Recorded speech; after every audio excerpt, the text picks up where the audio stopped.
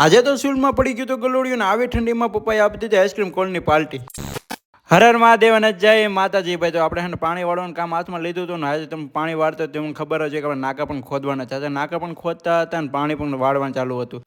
અને ત્યાં છે ને થોડીક વાર થઈને ત્યાં આપણે લાઇટ વહી ગઈ યાર. દિવસની પાળી હોય ને લાઇટ આવે ને જાય ને આવે ને જાય ને એવું જ થાય. તો પછી આવી ગયા આપણે વાળીએ ને પહેલાં પહેલાં પાણી પી લીધું કેમ કે એને ક્યારની તરસ લઈ ગઈ હતી. અને પછી આપણે એને મોટર ચાલુ કરી લીધી હતી ને આપણે પાડીને નીણ પણ નાખી દીધી હતી. અને ત્યાં પપ્પા પણ ઉઠી ગયા હતા ને પછી પપ્પાએ મૂકી દીધો મસ્ત મજાનો વાળીએ ચા. અને પછી આપણે ચા લઈ લીધો હતો ને પપ્પાએ સાથે બહુ મસ્ત ચા બનાવી હતો.